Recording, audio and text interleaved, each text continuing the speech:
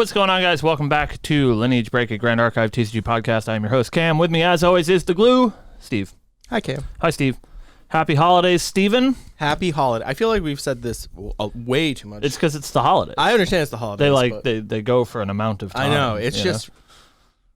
It's still the holidays. I'm a little Ebenezer Scrooge right now. And next week, it'll still be the holidays. Yeah, but the week after that, it'll still be the holidays.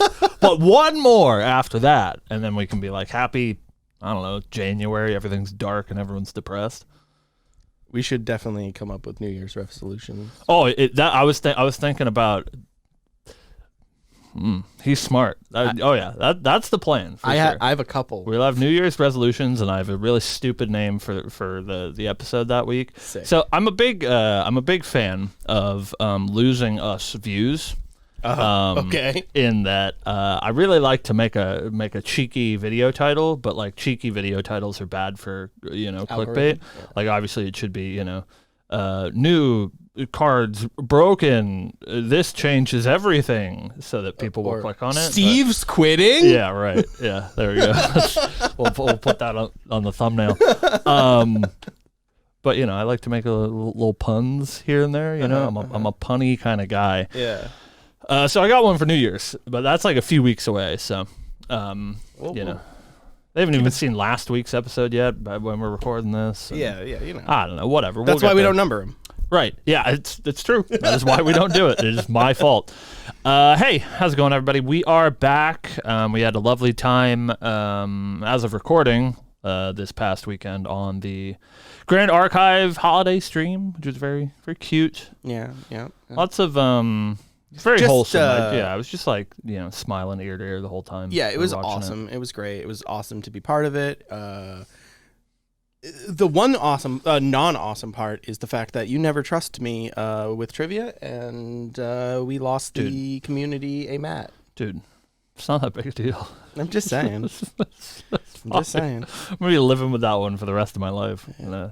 Start collecting copies of Giant Tortoise.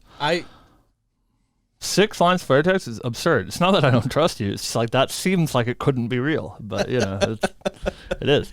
Big shout out to Shinja and Ken and Leo at TM32 for running a great show. Of course, thank you guys so much for having us on, and thank you to the Weebs of the Shore team for including us in the community and making us part of the holiday season. We were happy to share it with all of you, and we were happy to continue to share the holiday season with you for the next 3 weeks. As we say, happy holidays every episode. Happy holidays, Steven. Happy holidays, Cam. Bah humbug, though.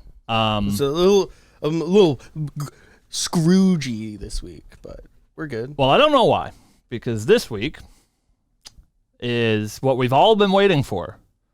The coveted Design Notes 2 have been released. They were talked about on the stream. They did a little AMA, so a lot of you have probably seen these spoilers already, but if you haven't, we're going to talk about them, and especially if you like to hear your 2 favorite idiots say how cards are bad and other cards are good and be completely wrong on every account.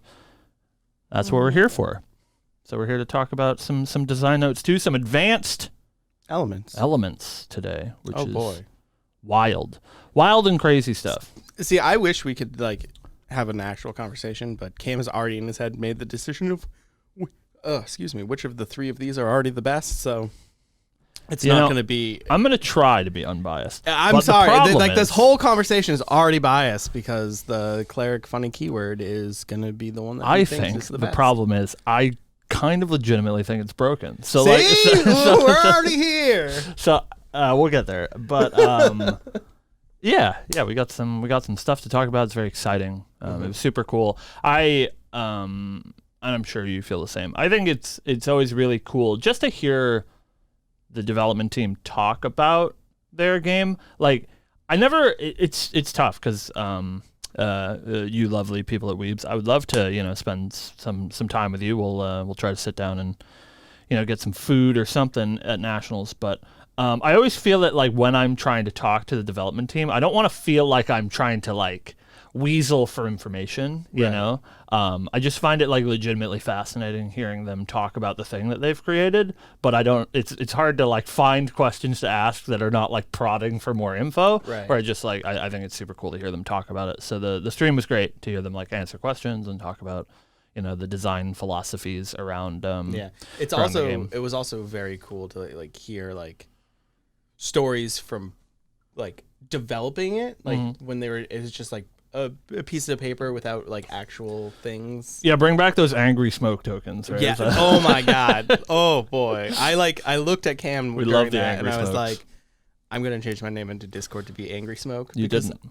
I didn't because,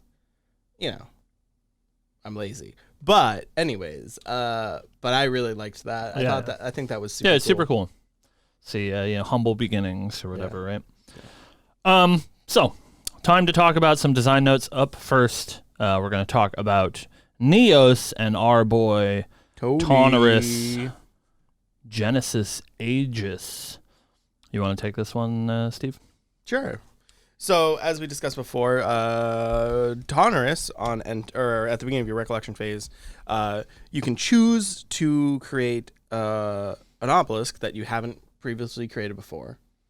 And we have the obelisk of armaments, the obelisk of fabrication, and the obelisk of protection, which we have talked about before, and we had guessed what they were. Yeah. And we were almost right. Yeah. Kinda. Yeah. But these are actually domains, Mm, which is cool. right.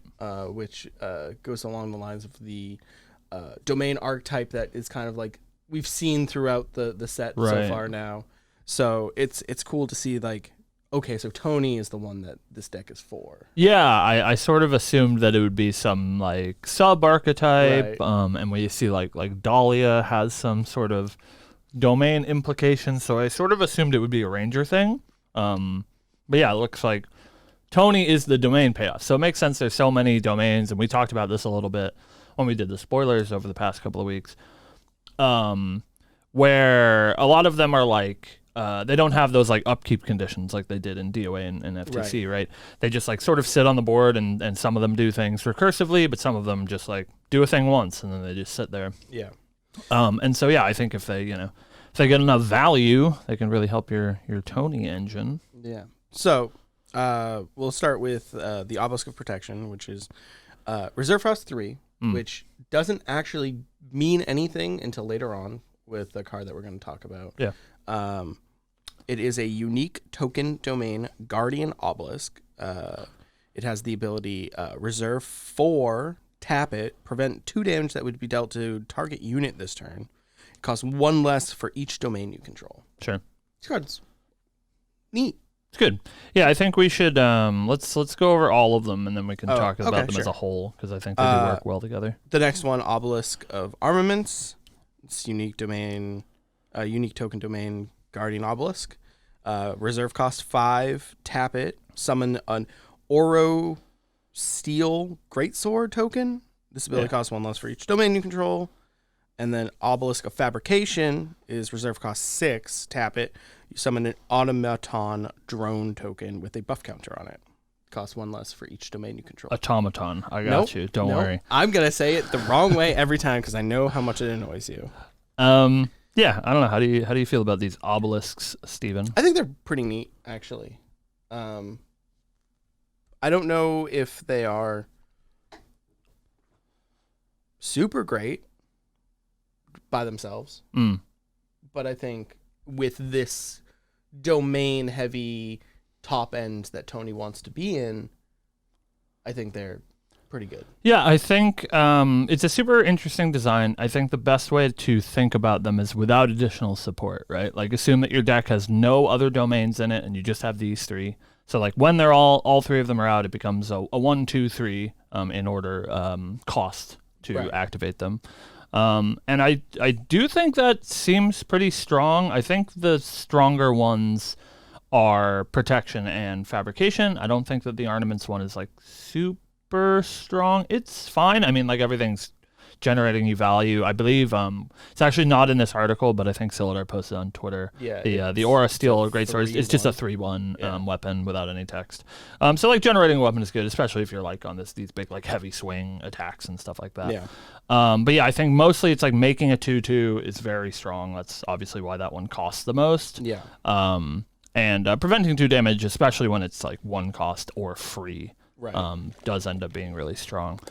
Something that they talked about a little bit in the AMA is I had asked them a question about like the speed of the game, which is something that I worry about because thus far the game has been pretty fast. I think right now in FTC it's a lot slower than it used to be, but it's still a pretty fast game where a lot of these decks are like, you know, more aggressively slanted and looking to end the game pretty soon, where I feel like the aside from exactly like Fire Merlin, the decks that want to have this sort of scaling late game game plan fall by the wayside if they don't have enough tools to deal with aggro. But the Weebs team seems pretty confident that you know, these archetypes are like, the game's going to be slow enough for these archetypes to like see some, you know, some real stride. And my thought on Tony when I first saw it was I think that it's too much setup for him to be good for his payoffs. But after talking with people, it seems that maybe I'm mistaken on this. Yeah, I've sort of come all the way around on Tony because all of it is theoretical, right? Right. So we're only starting to see what the big picture looks like, but I think Tony is like way more powerful than I was giving him credit for previously. Just because so much of this stuff, and we're gonna go over a few more cards, but they're so non-committal, right? Like I think the problem that a lot of these, and we'll talk about one very cute girl later, the problem that a lot of these like advanced element strategies have is that they take up such a large portion of your deck that in the early game, think like Luxem, Xander, you just get your hand clogged up with all these Light Weaver's Assaults that you can't do anything with, but like they're powerful cards, so you're not like incentivized to banish them, to pay costs. But a lot of Tony's stuff seems very non-committal. Like these obelisks that we just talked about, they're not in your deck, he just generates them for free. And then, you know, some of these cards that we'll talk about are either material decks cards or just like so slot efficient that it's hard to not play them. Yeah. All right, so moving on, we have his signature weapon, which is Archon Broadsword. It's a 1 memory cost Regalia weapon Guardian Sword. As an additional cost to use this weapon, pay 2 reserve cost from your hand. Class bonus, Archon Broadsword gets +1 for each token you control. It's a 2/2 base. This card's really good. Dude, it's a warped number of damage that this sword does. So it counts your domains, or the token ones that you create. But so many of your cards, and we'll talk about one in just a sec, not only like your domain, one of them creates tokens, so many of your other cards create tokens. In the set, there's a lot of token generation where like, if you want this to be, is like this is Erendite without any of the downside, right? Like it's just like, yeah, you have an Erendite in play, it attacks for 8. Because you have to pay 2. But and I think this next card is a slam dunk in that same strategy. Yeah, so this is a 4 cost action guardian skill, Summon Sentinels. Class bonus, it costs 1 less to activate for each domain you control. So this could just be free. Yeah. It summons 2 automaton drones. Automaton, yeah. Tokens with a buff counter on them. So it summons 2 2/2s. Yeah, for free. For 0, and potentially. Again, we'll put this in a place where we're not playing any other domains in our deck, so we just have the ones that Tony creates. But, you know, I think Okay, so if in a world where we just have the 3 that Tony makes, it costs 1. It costs 1 to make 2 2/2s. It's absurd. 1 for 4 power, that's... Affinity is broken. Like nobody's ever been like, you know, cost reduction is fair, bad. right? Like it's insane. So yeah, I think this card's just like a slam dunk. Summon Sentinels. You're playing 4 of these, I think, without a doubt in any sort of like level 3 Tauntera deck. I think so as well. The next we have Provoke Abstinence. Provoke Abstinence. It's a 3 cost action guardian. Abstinence is what we meant. A 3 cost action guardian skill spell reaction. Class bonus, whenever you activate this card, if there's exactly one target for its activation, draw a card into your memory. Up to 5 target objects you control gain Spell Shroud until end of turn. Prevent the next 2 damage that would be dealt to each of those targets if they are units. Yeah. This is a weird card. Yeah. I think it is strange. It's got a lot of text. It's a lot of text. I think people will play it. Yeah. Because it does stop your Doomblade. Right. Uh-huh. It's a strange one, for sure. It's protection. Yeah, it's a little, I don't know, it feels a little clunky to me. In a world where, like, Spell Shroud is really important, I agree that maybe it's okay. It gives all your dudes Spell Shroud. It's only, I think, a really good card when it has one target. So, like, if it's, if you're playing against, like, Arcane Rye and you're trying to, Beast Spawn boots your face, right? Right. It's okay. It draws a card into memory. Right. The like prevent 2 damage to 5 targets feels a little strange because there's not a whole lot of sweepers that are not for like 4. Like almost everything that deals damage to multiple targets is for like 4. So like if in this world where you're a deck full of 2/2 soldier tokens, you're like still getting board wiped anyway. Yeah. But again, it remains to be seen. We don't know exactly what the whole pool looks like. Maybe, because when sweepers are for 4, if everything has 3 toughness, this card is good. But if everything has 2 toughness, this card is bad, right? So it really depends what your deck's looking like. Okay, so now the slam dunk card, I think. Sure. Because I think this card is at worst it's 9 damage. Yeah. This is a 3 reserve cost. Attack Guardian Obelisk. Smash with Obelisk. It's like Smash with Big Tree. It's like my favorite. As an additional cost to this card, sacrifice a domain you control. Smash with Obelisk gets +X, where +X is the reserve cost of the sacrifice domain. This does 6 damage base. Attack for 6. Yeah. This 3 for 6. At worst, 3 for 9. Yeah, this is like you're begging somebody to cast a Song of Frost on this card. Think about it, like you're playing your Smash with Obelisk, but you also have your Archon Broadsword in play, and you're like, I will pay 3. I will sacrifice a domain. I will attack you for 20. It's literally what I'm thinking, right? Like, Jesus Christ. It's like, big. Do you have the Song of Frost? I hope so. Otherwise, you literally die. Good game. I love the art. You see, like, little Tony in the corner. Yeah, it's there. just like grabbing it, just like slamming it down. This card is insane. Yeah. So yeah, I think I like that there's a little blurb at the bottom here, and it says, if you like big swings, board control, and summoning a lot of tokens, Tonarus is the champion for you. He's very what is that? Is it Timmy? Timmy likes big dinosaurs? Yeah. It's lots of big attacks. I think he does have like a really scary theoretical board, right? Like generating tokens repeatedly is very strong. Yeah. So he has this like scaling late game thing, and especially in a game where board wipes are at a premium, so many decks are going to have a really hard time just like answering you putting 2 or 3 tokens on the board every turn, and especially like they all have haste is something that is really like hard to quantify for people that play other games where this sort of strategy exists. Like I think about like Elspeth, Sun's Champion is always the one that comes to mind for me, which for those of you that do not play Magic the Gathering, is a card that makes 3 1/1 tokens every turn, right? And that card was like oppressively strong.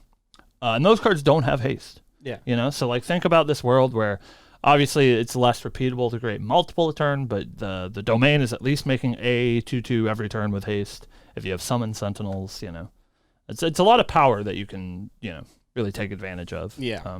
So yeah, I think he does seem quite strong. I agree. We love Tony and his big muscles. Yep. You know who else we love, Steve? Is it Arisana? It is Arisana. Cam, why don't you tell us about your girlfriend? I just have all sorts of feelings, It's tough. It's tough to separate myself, where I would like to think that even if I hadn't, hooked my wagon to Arisana 3 months ago, I would probably still be playing this deck because it's so cool. I thought of this design as it was being revealed to us, and I said, in my head, this is a very Cam deck. Yeah. From the few times that I've played other card games with you, this feels like a deck that you would play in other card games. Super cool. And much like all of my favorite decks and all of my favorite games, once we talk about all these cards, I will tell you why it's problematic. Okay. So, of course, up first we have Arisana Astral Zenith. She is our trial deck starter card. By the way, all of the level 3s that we're talking about today are the starter deck level 3s. We have not yet seen the booster level 3s, which is crazy. When? Show me the other one, please. So hold on, I just wanted to take a pause here to talk about that. What do the 3s do from the starter? I know, right? Because these are so good. These seem like booster box cards, not starter deck. Well, cards. It's tough, right? Like look at look at DOA, right? Like currently starter deck Sylvie is the only one that sees play. For a long time, it was starter deck Lorraine is the one that was seeing play. So. Yeah. I do really like that in the starter decks they don't print worse cards, right? Like they are just kind of really powerful stuff. Yeah. But yeah, I'm really curious because we'll talk about Ari, but I think Ari's ability is so powerful that I wonder what her booster level 3 is going to do. Maybe it leans into something else, not maybe more of potions. Or something. Yeah. Maybe it's more of the herb side of Ari's deck. All right, so we have level 3 Arisana Astral Zenith. She is an Astral Cleric human. Level 3 champion with 25 health. She has Arisana Lineage, and she has once per turn you may pay 0 rather than paying a card's star calling cost. Much like Tony, we've already seen this card, and we've talked about it a little bit, sort of speculated on what star calling does. I was completely wrong. That's great. So, in order for you to know how good she is, we will talk about some star calling cards. First up, we have Cosmic Bolt, which is a 3 reserve cost action cleric spell slow. Deal 4 damage to target unit, plus an additional 2 for each card named Cosmic Bolt in your graveyard and banished. And it has Star Calling 2. So, the way that Star Calling works is when you are glimpsing and you see a card with Star Calling, you may activate it by paying its Star Calling cost. If you do, you put all other cards that you are currently glimpsing to the bottom of your library. So, a couple of important things about Star Calling and why it is so warped. All of them are cost reductions, at least that we've seen so far. So at the very worst, it's giving you a cost reduction. As we said when we talked about Summon Sentinels, cost reductions are broken. Very, very scary stuff in a good way. The other important thing about Star Calling is that it breaks timing restrictions. So if you are able to glimpse on your opponent's turn and you cast a Star Calling card for its Star Calling cost, even if it is a slow spell like Cosmic Bolt here, you can cast it as an instant, as a fast spell on your opponent's turn, which is super good. Not particularly for this one, but for I think other ones. It also we should also mention how this Star Calling actually works, because I know that I was confused on this, and I know other people were confused on this as well. Smooth brains, yeah. Yeah. So when you do glimpse and you cast a Star Calling card, this enters the stack, and then you continue to resolve the initial card or ability that you activated that allowed you to glimpse, and then resolve your Star Calling. Yep. It does not interrupt it. You have to finish resolving the effect. Yeah. And I needed to bring that up because I was under the impression that it interrupted the stack. Nah. But can't be doing that. I have many times on this show have shown my intelligence when it comes to things, and I am just clarifying for those of the community that share my intellect. Yeah, so like Fairy Whispers as an example is glimpse 3, then reveal the top card of your library. If it is a wind card, you put that card into your hand. So in this case, you would glimpse 3, you would see a Star Calling card, you would pay its cost, you would put it onto the effect stack, you would put the rest of the cards that you're glimpsing on the bottom of your library, you would then finish resolving your Fairy Whispers, so you would reveal the top card of your deck. If it's a wind card, it goes to your hand, and then you would resolve the Star Calling card. Correct. So, speaking about breaking timing restrictions being busted, we have Comet Fall, which is a 5 reserve cost Astra cleric spell slow speed. It says deal 3 damage to all non-Astra element units. Class bonus, deal 4 to those units instead. And a Star Calling for 2. So on your opponent's turn, if you can glimpse, you can pay 2 to deal 4 damage at fast speed to all of their units, not your units if they're Astra units, just theirs and their face. Which is just really strong. And this art is sick. It's very cool. I love this art. I think this card is amazing. 2 cost Wrath of God on your opponent's side of the field only. Yeah, it's Plague Wind. It's absurd. It's so good. Yeah, it's wild. If you were looking for some consistency, how do you glimpse on your opponent's turn? Do I have to play Fairy Whispers? Do I have to be a wind deck to get instant speed glimpse? I don't think so.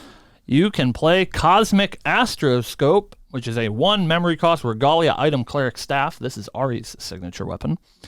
Has class bonus. If your opponent would glimpse X, you may have that player glimpse 3 instead.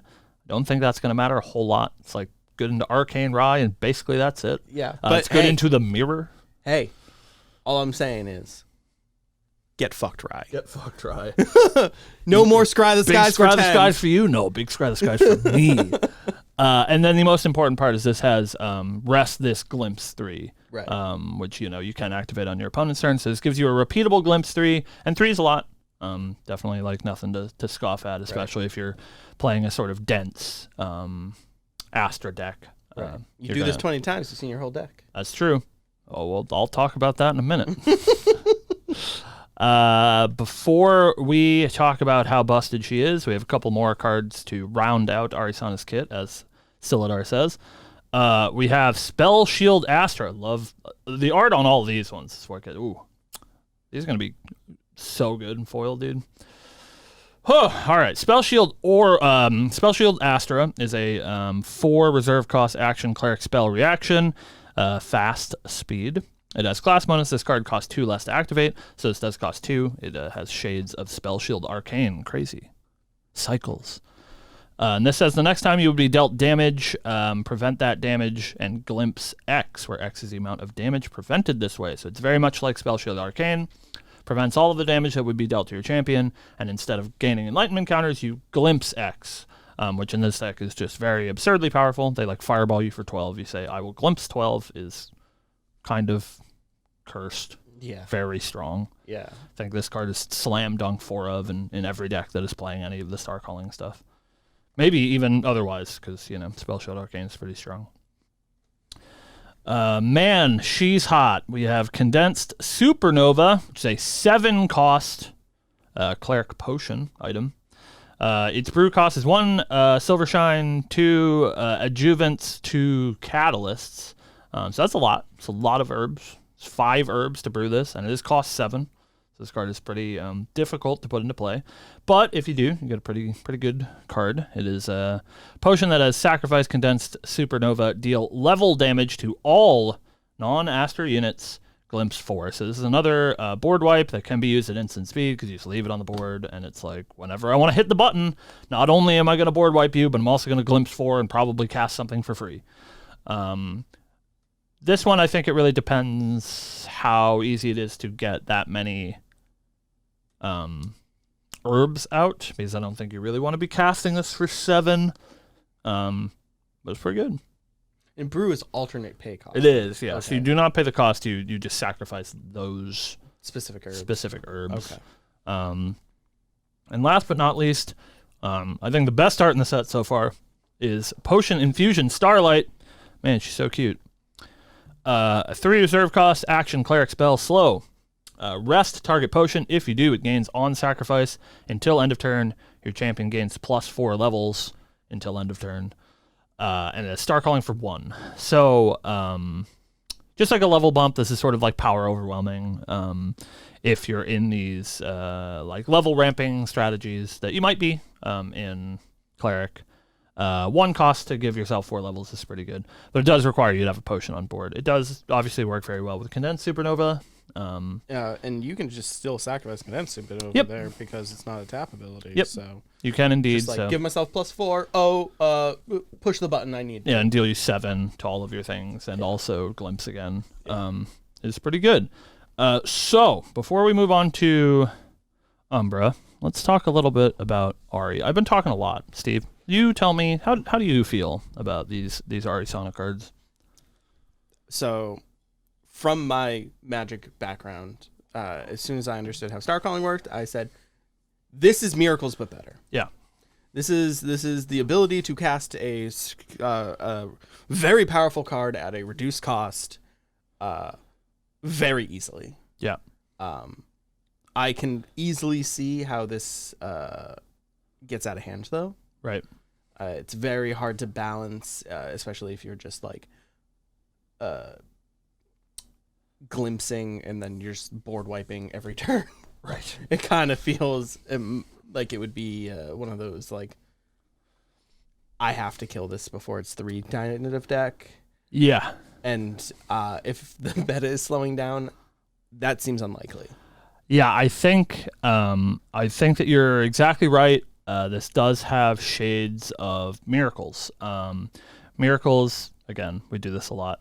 For people that don't play Magic, is traditionally has been a control deck that uses a mechanic in Magic called Miracle that says if it's the first card that you draw for the turn, you can pay its alternate cost to cast it. Usually much cheaper. It turns 8 drops into 2 drops, stuff like that.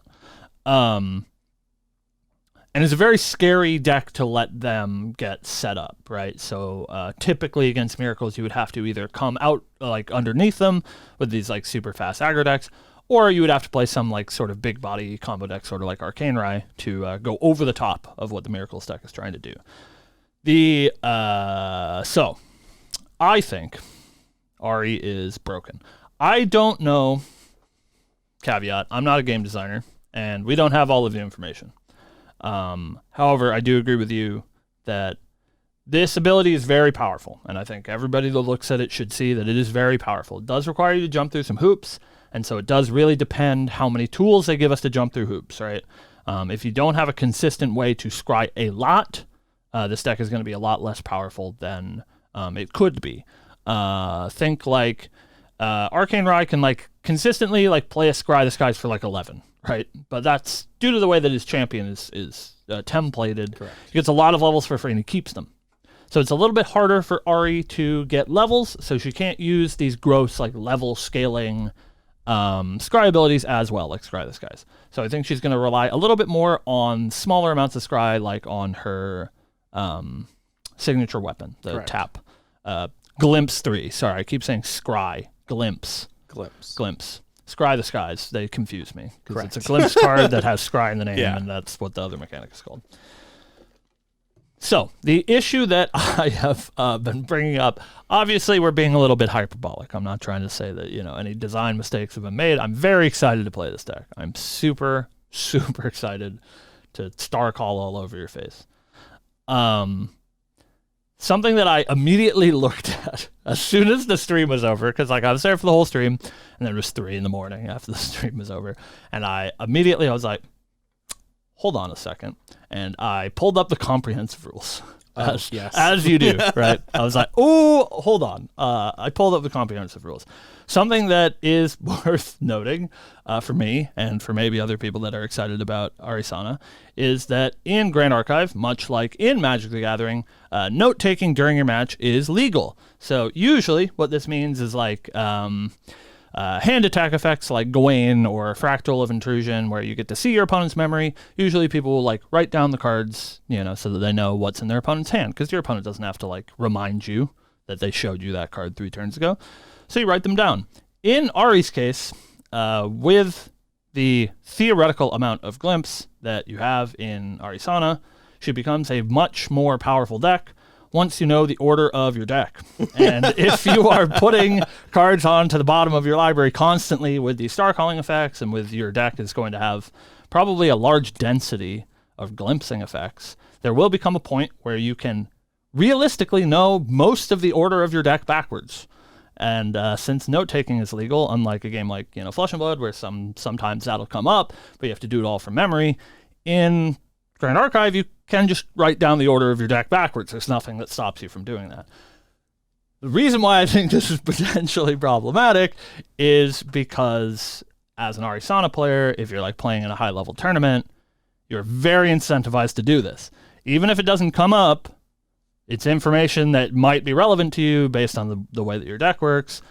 So you're incentivized to do this every game. which means that slow play is a real concern because you have to be noting your deck backwards in order, right?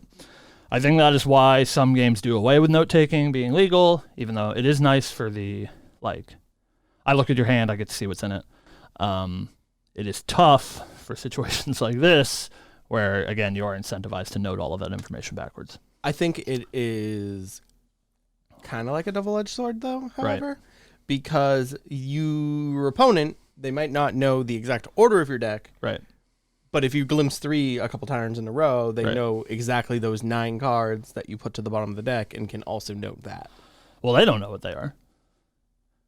Oh, I guess that's true. Yeah, you look at those. They don't look at those. Okay, yeah. And they're not allowed to look at your notes, and you can write them in shorthand. So it's like you don't give any information to your opponent. You just give information to yourself. Yeah, I guess that's true. For really whatever tough. reason, I was thinking like you revealed, but you don't. No. So even though I am very excited, and that tickles me to be able to write my deck backwards, I think that only becomes a problem in the case where we have unlimited access to glimpse, sort of like, like if Rai actually wanted it, right, he could glimpse his entire deck. Right. And this was a thing that some people were like experimenting with in DOA with like Arcanist Prism, right, where you put your entire memory on the bottom of your deck and then you draw that many cards. Same thing. You could theoretically note your entire deck backwards, but in Rai, it didn't matter as much because you don't actually care about the order, because if you draw an Arcane Blast, it doesn't matter if it's the third card that you drew or the first card that you drew. You're just looking for your Arcane Blasts, right? Mm-hmm.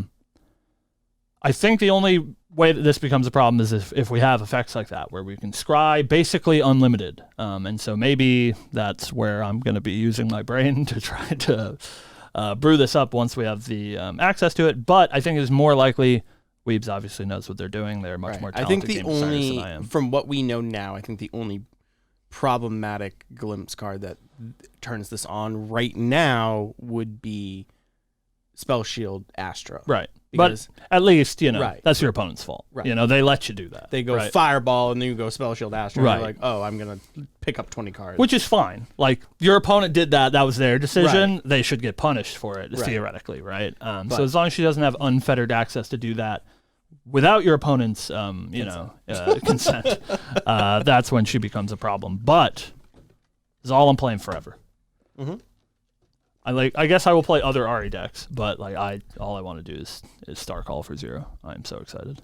Yeah, as soon as this card, like I said before, as soon as we knew what Star Calling was, I was just like, all right, well, I guess I have to figure out how to beat Arisana in any deck I'm playing now. You guys can hear the wheels turning. If anybody knows what me being excited sounds like, that was it. You just got it for 10 minutes. Yeah. That's me being excited. If you're wondering what that weird squeaking noise is, it's the Hamster and Cam's brain running on the wheel. So I don't know if they pick up the chair squeaking. All right, so moving on to our last very cute girl. You want to take this one, Steve? I've been talking way too much. Yeah, I can figure this out, I guess. So we're going to talk about Umbra and Diana Duskstalker. We've talked about her before. She has on enter, she becomes distant.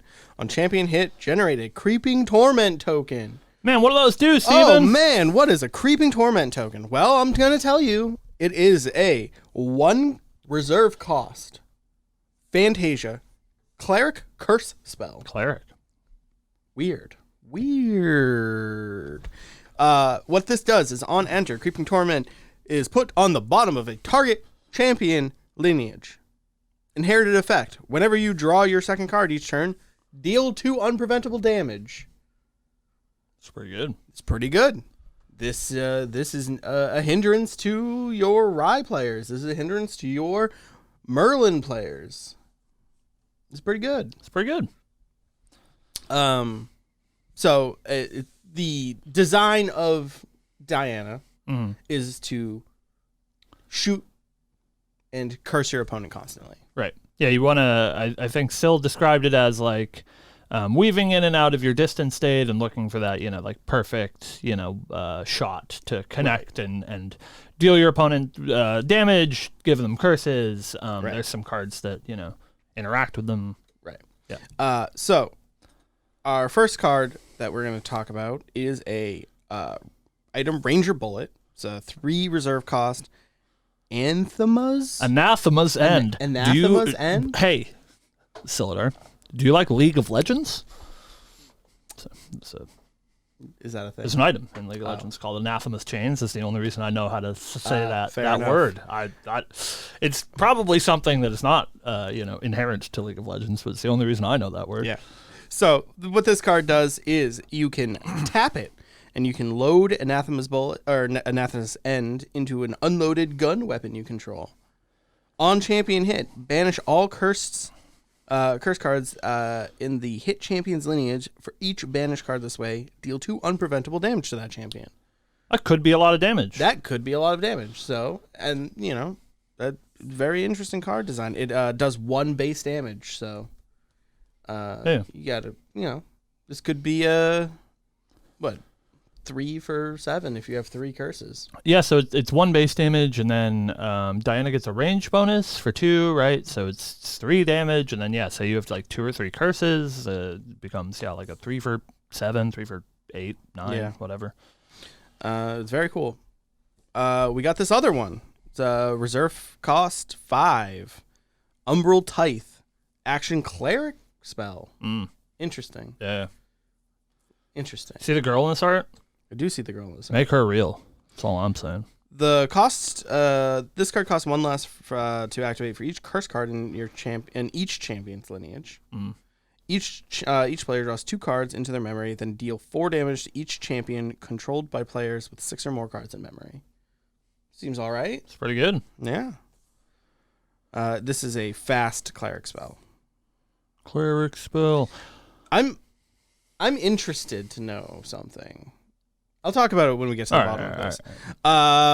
Hey, it's Diana's signature weapon. This is Shadow's Twin. It is a 1 memory cost Regalia weapon, ranger gun. Whenever Shadow's Twin becomes loaded, it gets +2 attack until end of turn.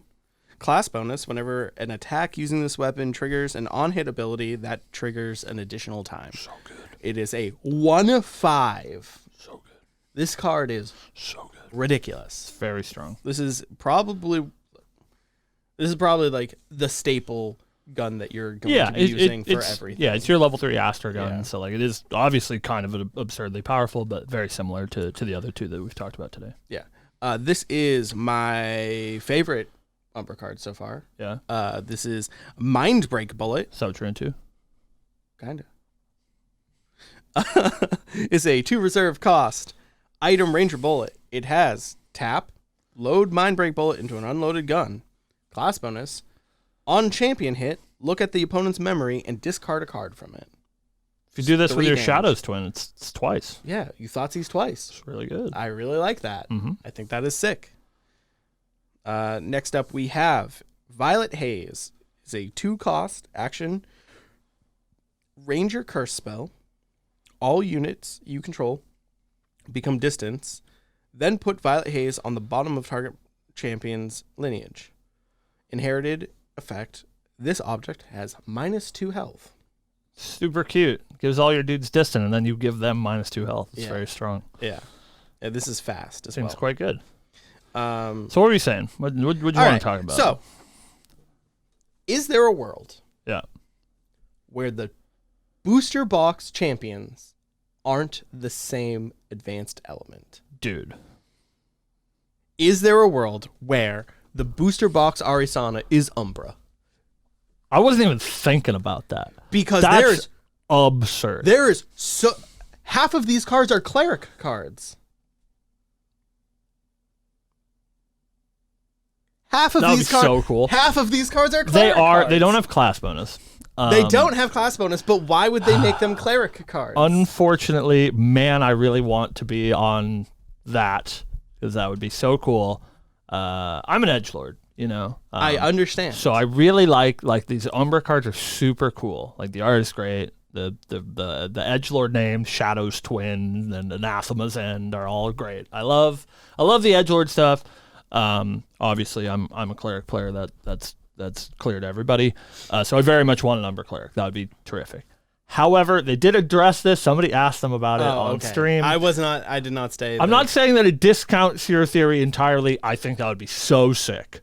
However, they were like, the reason why, they're not always matching, reason why some of these are cleric cards and they're not ranger cards, is because they designed them top down so that, in the future, if there is a cleric that is playing these, it makes sense that they fit into the cleric class, right? So Diana can play them because they don't have class bonus, but top-down wise, the curses are a cleric thing, so they want to, give them that sort of flavor so that when maybe eventually an Umbra cleric comes out, they will have that, Okay, so I top-down unfortunately, flavor. So bullets are rangers, right. things, obviously, because it's a ranger thing, right. but, curses are a cleric thing. Right, so I was not able to stay up till 2 a.m. to watch the full stream because I indeed had work on that Wednesday morning. So I did miss that example. But oh man, now the wheels are turning. But in my head, I was like, oh my god, why are all these cleric And then now that we've seen the advanced elements, Steve, we can go back and talk about Dusklight Communion, our spoiler card from season 1, that has a choice. It's either Umbra or it's Astra, and that's a cleric card. Ari's doing some weird dark magic in that art. I don't know what's going on. Is he right? I'll be so sick. Is he right? Is he right? I don't know. You let me know. I expect. What would the other? So I'm gonna have to upload this right away. So that means to try to farm reactions. So that would mean from That means obviously if we have Umbra Arisana, that'd be so sick. That means we'd lose it. We would have Neos Diana and Astra Tonoris. Yeah, true. Because we couldn't have. Right. It would just still be interesting. Or maybe they just swap Ranger and Cleric. Yeah, maybe. I don't know. Tonoris is just Neos, and they're like, get fucked, guy. God, Umbra Cleric sounds so cool, though. I don't know. I just saw them, and I was like, I'm confused here. Diana's very neat. I think that she's got a really cool top-down design. I keep saying that word, and maybe that doesn't mean something to people, but it's a design flavor forward, right? The flavor of Diana's kit is really cool. The way that she works, she loads her bullets and looks for her perfect sniper shot to deal you a whole bunch of damage, take a whole bunch of cards out of your hand, give you a whole bunch of curses, right? So yeah, I think she's super cool. I'm glad that people are really excited for her. I'm worried a little bit about how much setup it feels like she requires to sort of enact her game plan. It seems like she has a lot more moving parts that work together but do not work by themselves, which is not the case for Ari and for Tony, who both have pretty just powerful self-sufficient cards that work well together but do also work fine on their own. So I'm curious to see if she can break through and do this disruptive game plan. I had at first when it was going through everything was like, oh, I think Diana is probably number 1 going through this. But after thinking about how much disruption that exists in the game for preventing damage or preventing hits and stuff, it feels less good. Yeah, I think because you I load this bullet, I shoot you, and then you go, well, Song of Frost you. I'm a Song of Frost, and you're gonna lose that bullet, and I'm not gonna lose any cards. Fracturize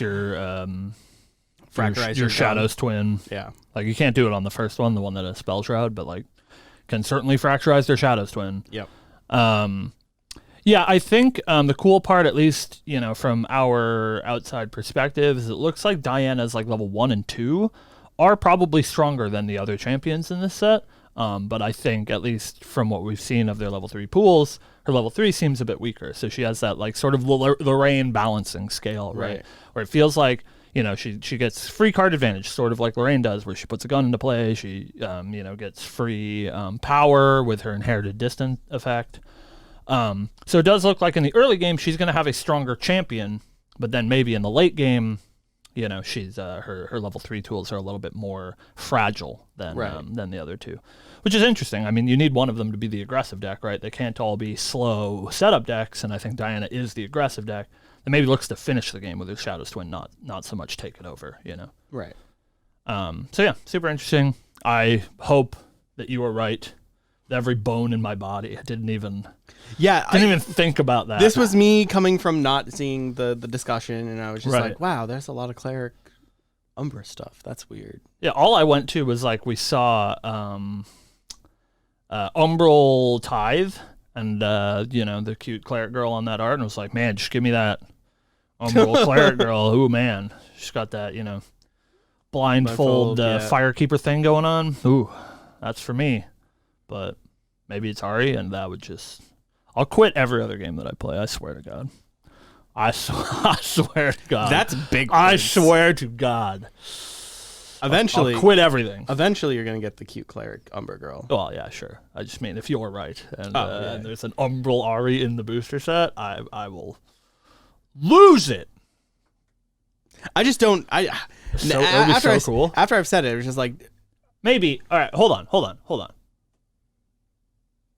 We're getting a supplemental set in MRC. What if it's in there? it could be. What if that's what they do? I heard that I thought that MRC was very advanced elements based. That'd be sick. And perhaps it is because we're getting, Element swaps. yeah. That'd be cool. That would be cool. I'll be fishing for reactions. I'm just going to send Silidar the link and then just keep, sending eyes emojis until I get something. All right. So, man. Hey, those are cool. you Yeah. know? Hey, Hey, we finally got our advanced those are elements. cool, man. We know what everything is. It's very cool. advanced elements are so sweet. Yeah. I'm Hopefully, just so excited. unlike currently, we can actually play them. Yeah. It does seem like the game is going to slow down. Yeah. And so I think the coolest part of GA, obviously, right? The advanced elements are where all the powerful cards are. So even when you're doing broken shit, because you're a Crux player, I'll find that clip of Silidar saying, I think Crux is fine, that I told him I was going to steal out of the stream. When you're doing broken Crux shit, it's still super fun. I loved casting Ascensions until it became, the thing that everybody was doing. But so I think obviously the advanced element stuff is the most fun because it's the most powerful and they're the most unique effects, right? So I think it's cool if we can finally lean into that a little bit and spend more than a turn and a half at our advanced element before Merlin fireballs me for 20. Right. Hey, I think now Merlin fireball you for 20. You just go all right, I'm gonna glimpse 20. I'll glimpse 20 and you lose. Yeah, I mean I think Luxem Xander was the only deck that was really doing that, right? Leaning, I guess Arcane Rai as well. We're leaning into their advanced elements super hard, and I think those decks are some of the most unique in the game. Right. And hey, level 3 Xander, Luxem Xander is gonna be good. New Xander might be good. No, I'm just saying if the game slows down, Luxem is real again. Yeah. I think so. I think the problem that I have with Luxem is I think if the game slows down, the other scaling decks are better than Luxem. Well, we'll see. But we'll see. So I have to open the store. We're late. That's all that we have for you guys today. Thank you guys for watching. We will... whatever. You guys don't see these in any order that matters. So we're not going to record next week because next week is literally the holidays. Yeah. But we will be back for a couple days before New Year's. I think is the plan. To talk about our New Year's resolutions for Grand Archive. So that'll be fun. Hey, again, happy holidays. Happy holidays, Thank everyone. you for spending your holidays with us. We hope that you have a wonderful time with your friends and family. And we will see you soon. Have a good one, guys. I do, in fact, love Tim Allen.